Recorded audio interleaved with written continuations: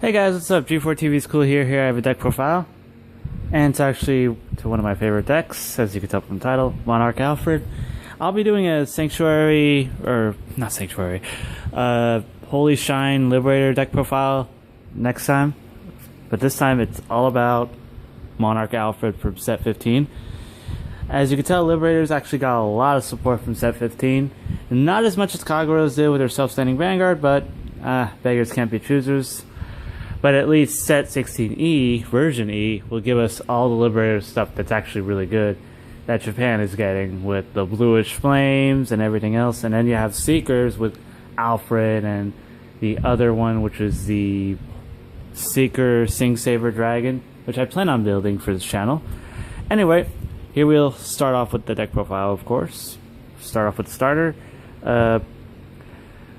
Yearning Liberator Aram. Sorry, I'm trying to read it from my camera. It's not really doing me that good. It's my cell phone. So anyway, his ability is when you have a great, it has a Forerunner ability, and as a rearguard ability, you pay the cost, putting it into your soul, and if you do, search your deck for one Blaster Blade Liberator, put it to the top of your deck. Shuffle your deck and then put it to the top of your deck. That basically means that you guarantee a superior call into a Blaster Blade Liberator, depending on the situation for Monarch Alfred or other types of situations when you need to.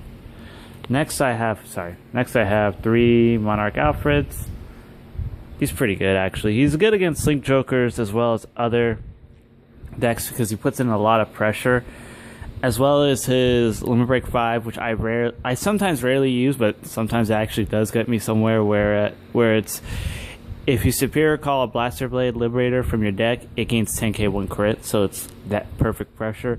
His Limit Break 4 is you put all your rear guards from your field to the top of your deck, and then you call them from the top of your deck. It's basically counts as a superior call from the deck, as well as basically doing a field reset, and also unlocks units as well. So it's really good, actually. Next we have 3 Zeniths. Zenith is actually still one of my favorite Liberator Gold Paladins, to where he's actually really good for that pure pressure as well as just applying a 10k rearguard base, so it really works. Next I run 2 Break Rides, Ganslots. Why not? Hope you guys can see that. Let me move that a little bit. There we go. There we go.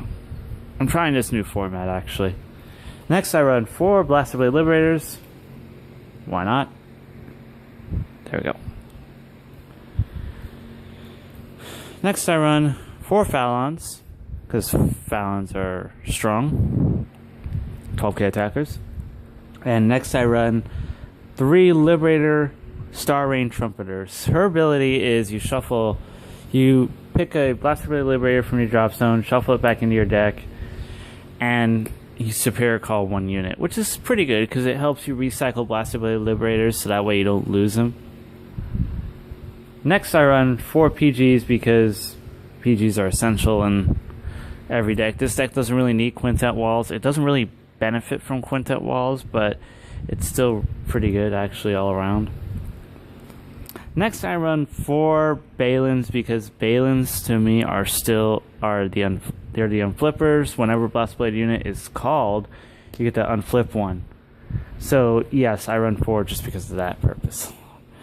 Next 4 Brunos because you superior call a lot from the deck, so having one of these behind a Vanguard or a rear guard puts in a lot of heavy numbers and puts in a lot of good work for this deck.